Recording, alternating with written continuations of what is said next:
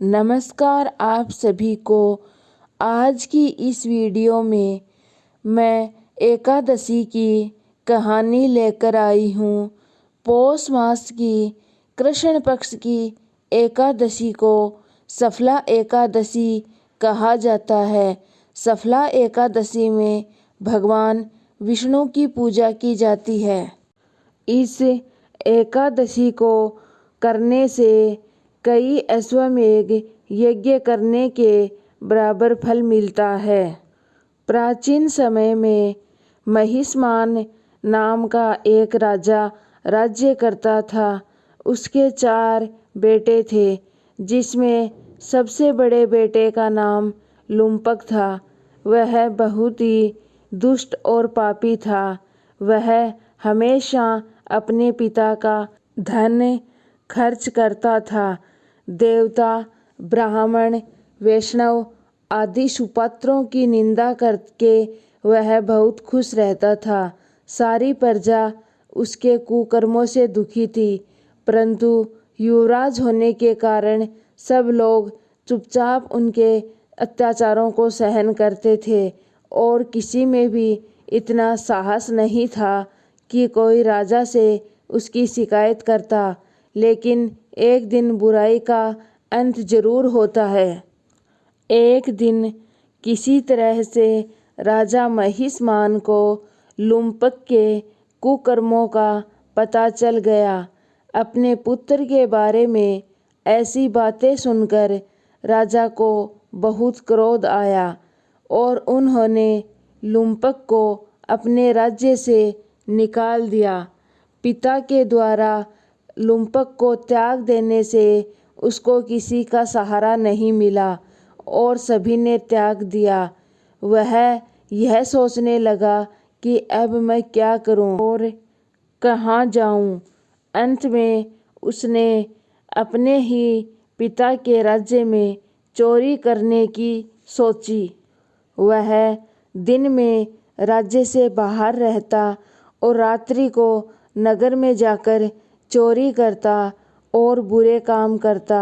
रात में वह जाकर नगर के निवासियों को मारता और उन्हें खूब प्रताड़ित करता। इसके साथ ही वह निर्दोष पशु पक्षियों को मारकर उनका ही भक्षण किया करता था। किसी किसी रात जब वह नगर में चोरी करते पकड़ा जाता तो राजा के डर से पहरेदार उसे छोड़ देते और कभी कभी प्राणी अनजाने में भी ईश्वर की कृपा का पात्र बन जाता है। ऐसा ही कुछ लुम्पक के साथ भी हुआ। जिस वन में लुम्पक रहा करता था वह वन भगवान को भी बहुत प्रिय था। उस वन में एक प्राचीन पीपल का पेड़ भी था। उस वन को सभी लोग देवी देवताओं का क्रीड़ा स्थल मानते थे।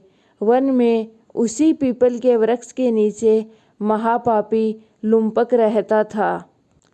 कुछ दिन बाद पौष महीने के कृष्ण पक्ष की दशमी के दिन उसके पास कपड़े न होने के कारण लुम्पक को तेज ठंड से मूर्छित होना पड़ा।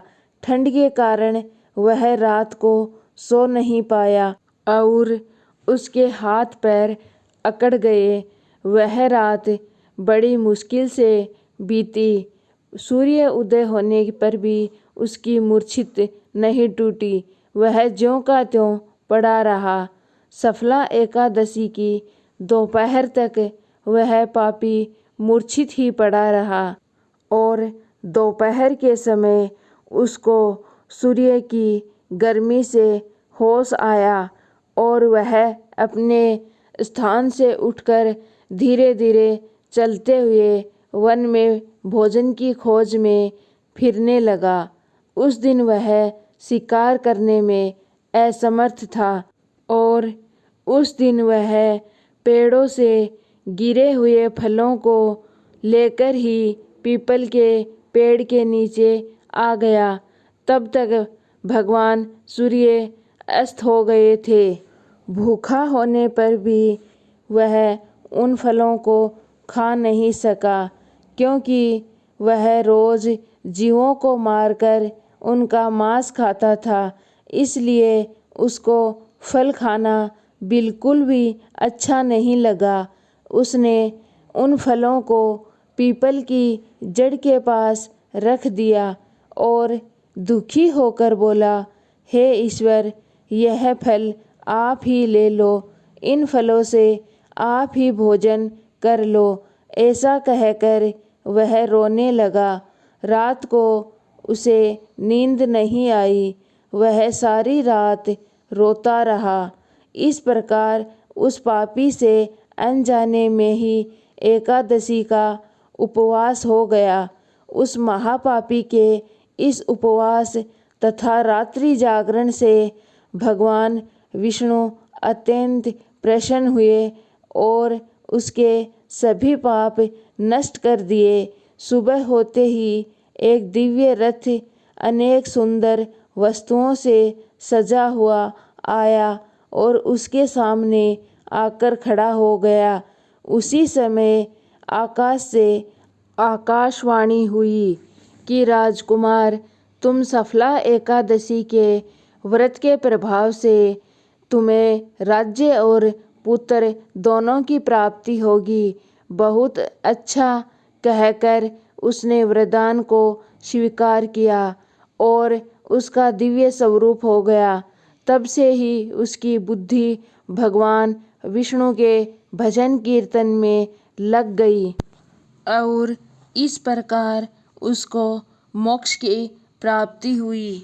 और इस प्रकार ऐसा माना जाता है कि सफला एकादशी का जो भी कोई व्रत करता है, कहानी कहता है, सुनता है, उसको कई अश्वमेध यज्ञ के बराबर फल मिलता है और मोक्ष की प्राप्ति होती है।